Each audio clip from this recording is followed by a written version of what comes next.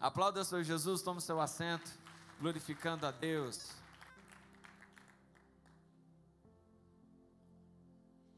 Vamos lá. Olha os meus olhos azuis aqui. Uma das coisas melhores, uma das melhores coisas que o homem fez na vida, além da Coca-Cola, foi o tal do WhatsApp. O WhatsApp é algo, eu acho que é genial, só que não é qualquer pessoa que pode usar o WhatsApp.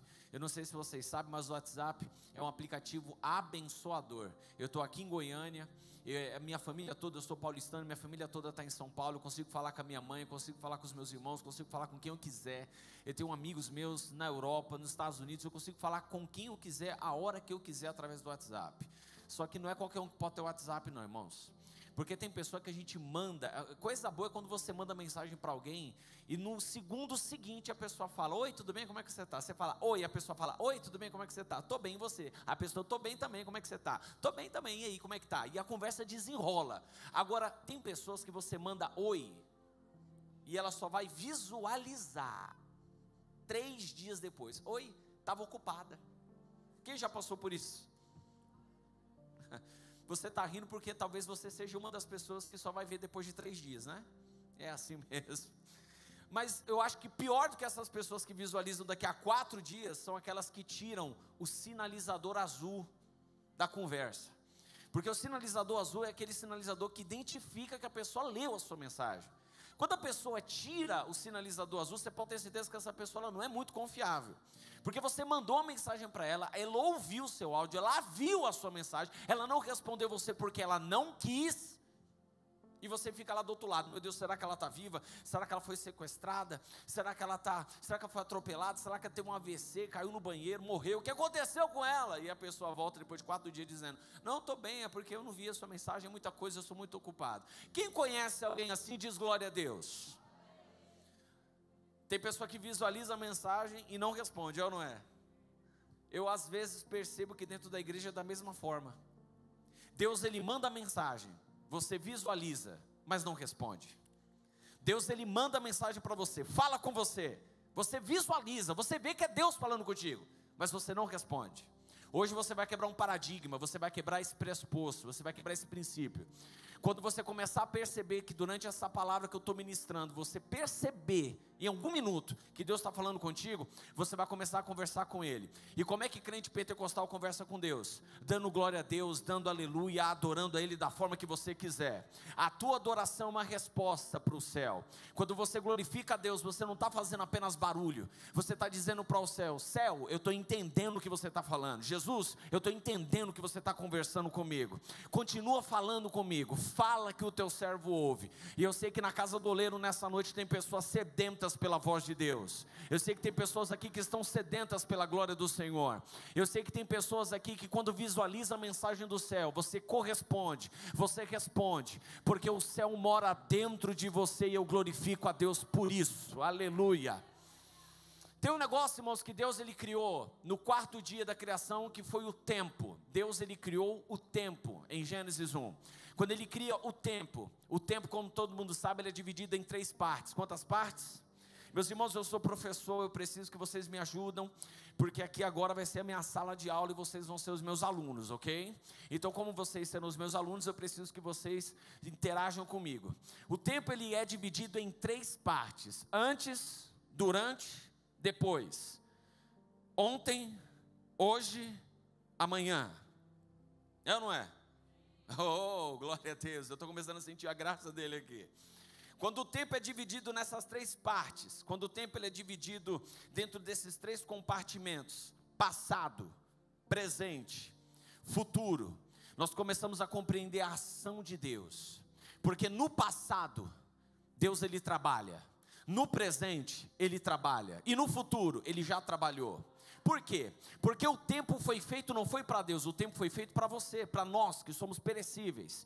Como diz o apóstolo Paulo em 2 Coríntios 4, ele começa a falar assim, ó: ainda que o nosso homem exterior se corrompa, o nosso interior, ele é renovado de dia em dia. É por isso que você, mesmo cansado, destruído, pulverizado, querendo estar em casa, a tua alma, o teu espírito, a tua vida com Deus te puxou para o culto hoje. Porque existe algo dentro de você que tem tem tanta sede de Deus, que lá na sua casa você não compreende que essa sede vai ser matada. É aqui que você mata a sua sede, é aqui que você encontra Deus. Eu tenho por mim, irmãos, que a casa de Deus é o local de encontro, onde adoradores apaixonados se encontram com um Deus apaixonante. Hoje você encontrou um Deus que está a fim de ter um encontro com você, como ele teve um encontro com Jacó. Quando você começa a compreender toda essa dinâmica do tempo, quando você começa a compreender toda essa dinâmica que Deus criou no quarto dia, você começa também a compreender a diferença de propósito e promessa. Deus, ele lança propósito para você, mas eu quero que você compreenda, o tempo para Deus não existe. Para Deus não existe passado, para Deus não existe presente, para Deus não existe futuro. É por isso que Deus, ele nunca desiste de nós, mesmo durante os nossos erros, durante as nossas quedas, porque ele não está olhando para aquilo que você fez, ele está olhando para quem você é, dentro do pressuposto do tempo que ele mesmo criou. Deus, não existe tempo para ele. É por isso que você pode ter 80 anos, se a promessa de Deus ainda vive em você, ele é Deus para cumprir, não importa o tempo que passe, não importa os dias que passem. Em Mateus, Jesus, ele vai falar assim: passa o céu, passa a terra, mas a minha palavra não vai passar. As promessas de Deus na sua vida não tem tempo de validade. Não tem essa de você olhar para você mesmo e dizer: as promessas de Deus não vão se cumprir. Vão se cumprir. Por que que vão se cumprir? Porque para Deus não existe tempo certo para cumprir. Quando Ele quer cumprir uma promessa, Ele simplesmente determina e faz acontecer. E eu vim ministrar debaixo da autoridade da unção de Deus sobre a tua vida. Levanta a tua mão, por favor. Você que carrega a promessa, se a tua casa carrega a promessa, se o teu casamento carrega a promessa, eu vim aqui em nome de Jesus liberar uma palavra que vai em nome do Senhor despertar as promessas de Deus. Para Deus não tem tempo de validade. Se prepara para começar a ver promessas se cumprindo em sua vida, nessa igreja, na tua família, na tua casa, em nome de Jesus. Aleluia. Por que que para Deus não tem tempo, irmãos? Porque em Isaías 46, no verso 10, a Bíblia vai dizer assim, ó, que Deus conhece o fim desde o princípio. Deus conhece o fim desde o princípio. Toda a história, vamos lá, quando eu trabalho português com os meus alunos, eu explico para eles que a história tem uma introdução, um desenvolvimento e um final. Quando você olha para a sua história, você vê o quê? Você vê uma introdução, você vê como tudo começou.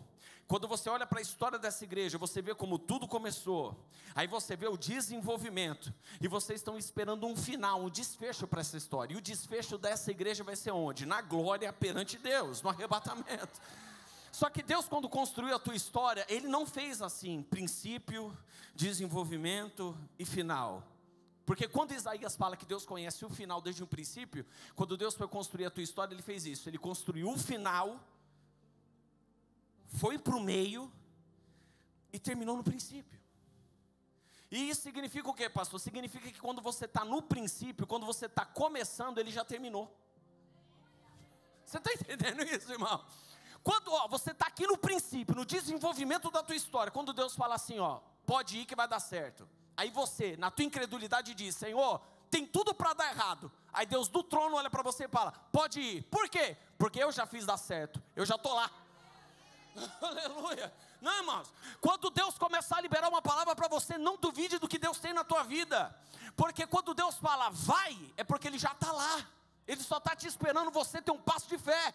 Aquela velha frase que dizia assim, ó, quando você dá o primeiro passo, Deus coloca o chão, é literal. Coloca o teu passo primeiro, que onde você tiver as plantas dos seus pés, você vai possuir em nome de Jesus. A tua história foi escrita por um Deus que não falha.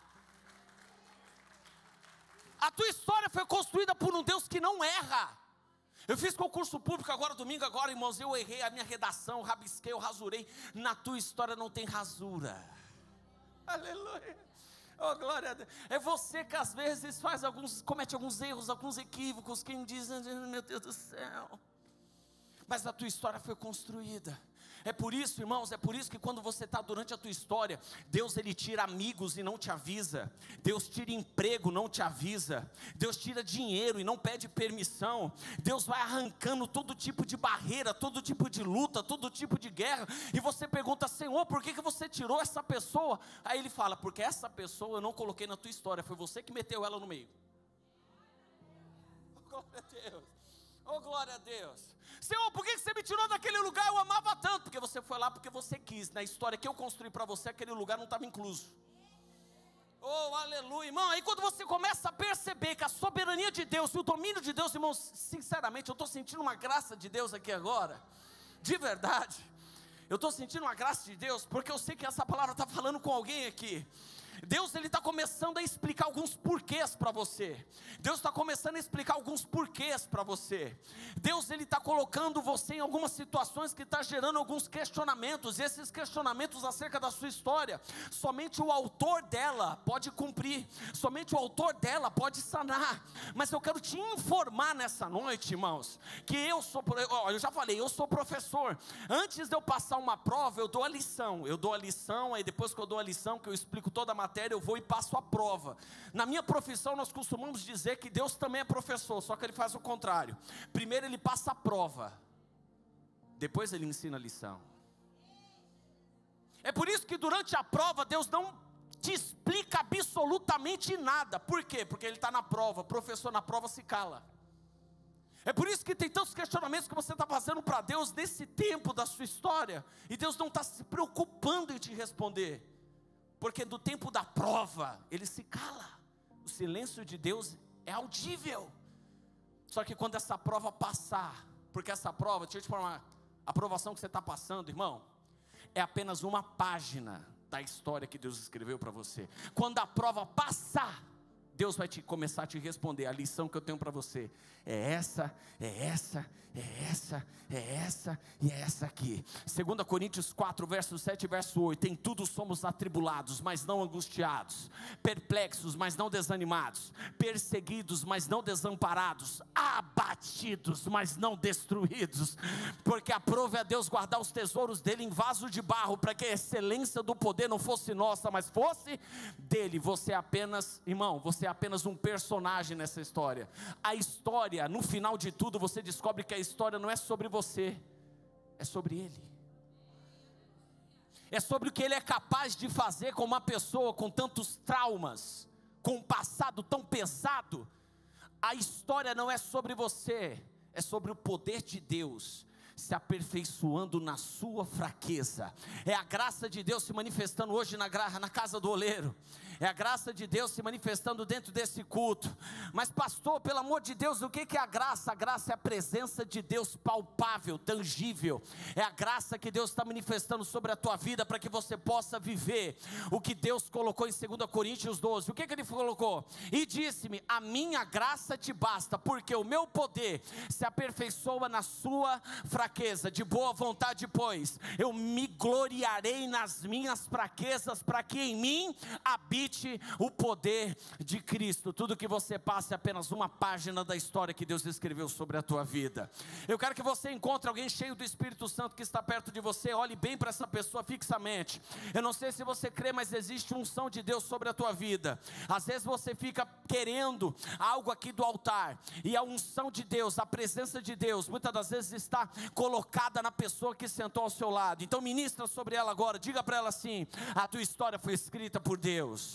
Diga para ela, não, aperta bem a mão dela. Diga assim, ó, a tua história foi escrita por Deus, por um Deus que não erra, por um Deus que não se engana, por um Deus que te prometeu e não falha. Josué 24 vai dizer: e nenhuma das palavras que Deus proferiu, nenhuma caiu por terra. O que Deus prometeu para você, Ele vai história. Só que aí, irmãos, quando a gente fala do presente, é muito bom falar do presente. E quando a gente fala do futuro, é maravilhoso falar do futuro. Agora, se você perceber, tem pessoas que têm uma grande dificuldade de conversar sobre o passado. O passado é algo que a gente muitas das vezes queremos, né, pastor? Esquecer. Quem aqui já quis esquecer o passado? Não responda. Hã? O passado é um negócio, irmão, que faz parte da história. O que aconteceu na tua história no passado faz parte, irmão. O problema é quando o passado está mal resolvido. Oh, irmão, passado mal resolvido é aquele tipo de passado que quando você está tranquilo, de boa, a unção está bem, você está bem no casamento, você está bem no ministério, você está bem na igreja, está tudo bem. O passado é aquele que vem no WhatsApp e vai, oi sumido. Quando você quer que ele não venha, ele vem. O passado é aquele que sussurra, assim, sabe? Eu sei o que você fez no verão passado.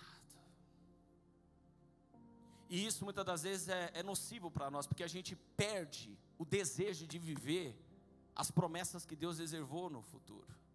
Porque a gente está preso em uma prisão chamada passado. No capítulo que nós lemos aqui em Gênesis, fazia 20 anos que Jacó não via o seu irmão Esaú. 20 anos. Para quem se lembre, para quem já leu, Jacó fez algumas coisas ali que não deveria ter feito com seu irmão. E ele simplesmente sai fugido para a casa de seu tio Labão. 20 anos depois, Jacó quer voltar. Só que antes dele voltar, ele se lembra: eu tenho um passado mal resolvido lá. Você já deixou de ir em lugares porque aquele lugar tem um passado mal resolvido? Eu acho que o oleiro tocou em alguém aqui agora. Você já excluiu solicitações de Instagram, de Facebook, porque quem solicitou a entrada na tua vida faz parte de um passado que você não quer viver de novo?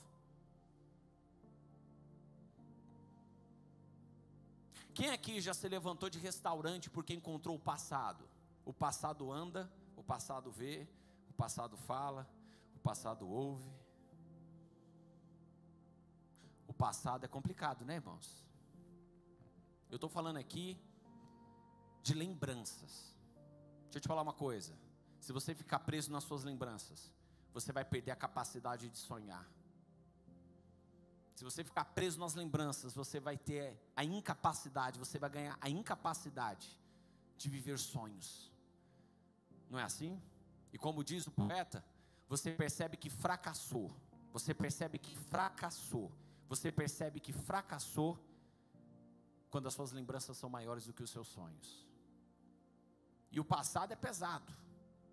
E se você, irmão, eu sou pastor de igreja, eu sei do que eu estou falando. Se você vê o tanto de gente traumatizada dentro de igreja. Teve um caso comigo com a minha esposa. Teve uma irmã que entrou em contato comigo e falou assim: pastor, eu estou chateada com a pastora Camila. Por quê? Porque a gente foi naquele casamento. Lembra que a gente foi naquele casamento? Lembro. Então, pastor, ela não quis tirar foto comigo. Eu falei: a minha esposa não quis tirar foto com você? Ela falou para você que não quis tirar foto com você? Não, pastor, é porque eu quis tirar foto com ela e quando ela saiu andando. E aquilo me magoou demais, pastor. Calma. Aí eu respirei fundo. Camila, você fez isso? Ela: não, meu bem, que eu estava com o bebê e tal, não sei o que. Ô, minha amada, faz isso não, fique em paz. Pastor, sabe o que é? Porque a minha antiga pastora vivia fazendo isso comigo. Aí eu falei: ah tá, então porque a sua antiga pastora fazia isso, você acha que a tua atual pastora vai fazer também com você? Porque a tua antiga pastora, ela foi uma fracassada, a atual também vai ser. Porque a antiga pastora não cuidou de você, a atual também não vai cuidar. Você conhece pessoas traumatizadas, que jogam para cima de você a responsabilidade de pessoas que erraram lá no passado dela? É por isso que eu converso com os jovens em congresso de jovens, eu sempre falo isso para eles: antes de você namorar com alguém, se cura do namoro anterior, praga. Termina o namoro agora, 2 meses depois já arranja, estou apaixonado. 1 semana depois foi bom enquanto durou. Pelo amor de Deus, meu irmão. Antes de você avançar para o futuro, Deus, ele precisa ter um tratamento com cada um de nós. Ele precisa curar esse passado mal resolvido. Diga comigo assim: Deus cura passado mal resolvido. Jacó então, cadê o ministério de louvor? Eu vou terminar agora. Cadê o ministério de louvor? Chega todo mundo aí, meus irmãos. Vamos fazer um...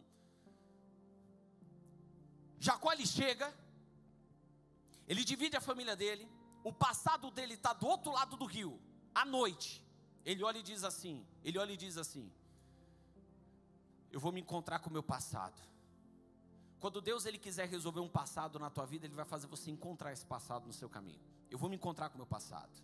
Mas antes de eu me encontrar com o passado, eu tenho que ter um encontro com Deus. Ele muda a rota, ele está indo em direção a Esaú.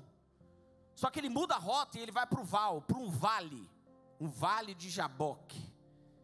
E a Bíblia diz que ele começa a lutar com Deus. E quando ele entra naquele vale, ele começa a lutar com Deus, ele começa a trocar ideia com Deus.